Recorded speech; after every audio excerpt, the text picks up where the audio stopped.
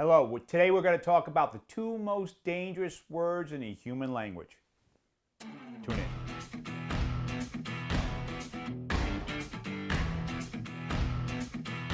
Good morning. Thank you for joining me, Coach Michael, on your Monday morning. Today I'm going to share the two most dangerous words in the human language. If you happen to be applying them, you're going to be sabotaging your success. The two most dangerous words in the human language are I know. These two words shut out any possibilities of learning.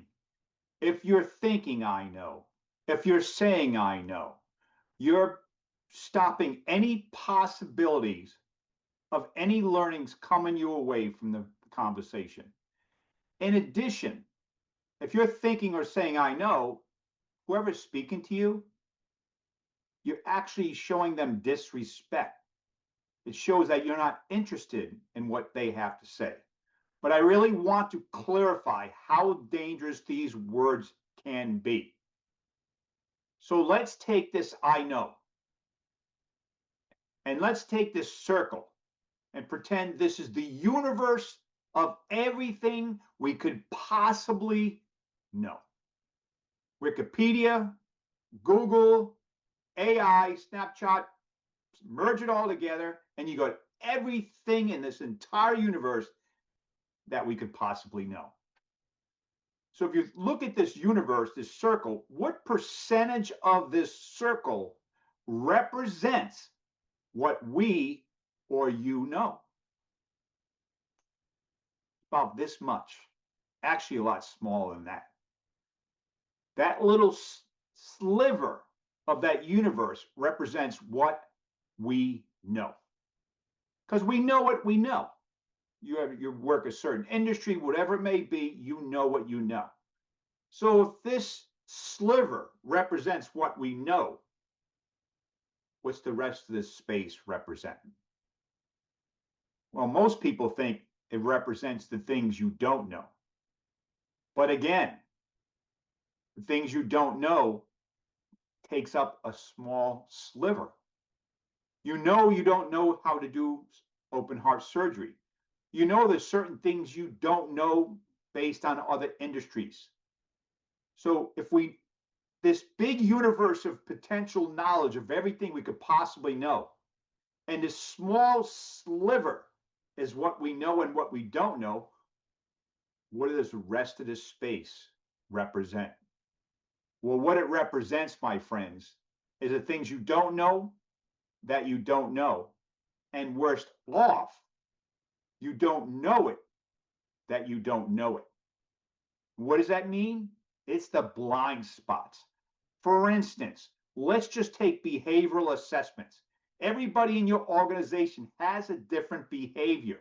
If you don't understand your behavior, what serves you, what doesn't, what serves your team and what doesn't, and you don't necessarily know the behaviors of the other people on your team, you may be communicating incorrectly to your team or any person on that team, and they're not getting you, they're not responding, and you don't know that you don't know this, and these blind spots are hurting them, hurting you, and hurting your organization. If you as a leader don't understand the VAC, the auditory, which means only 20% of people are auditory. What does that mean? It means only 2 out of 10 people are listening. And if you give instructions to everybody without asking them to repeat back their course of action to get those instructions done, only 20% of those people are going to get those instructions. And because you don't know that only 2 out of 10 are really listening, only 20% of people are auditory, you're creating a lot of drama in your organization because you don't know a simple statistic. So is it things that we don't know that we don't know, and we don't know that we don't know them, the blind spots? If you're walking around with an attitude that you've got all the answers and you know, trust me, you are missing a ton. And it's those blind spots that are sabotaging you your success, your team's success, and your business success.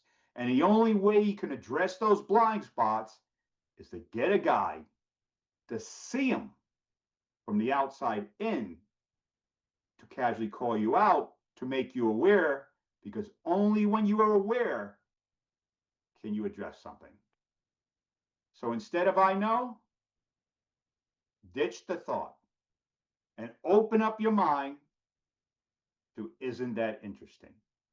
When you're having a conversation with someone, whether you agree or disagree, and you just say, that's interesting, it opens up a whole new dialogue of where that conversation can go.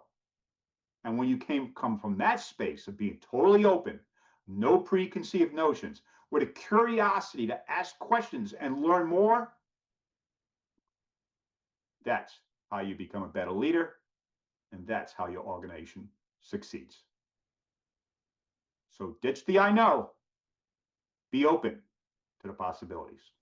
And that's why we need a guide to help us see the blind spots. I hope this has been valuable. As always, I want to thank you for joining me, Coach Michael, on your Monday morning. I want to wish you a productive, proper week. See you on Wednesday.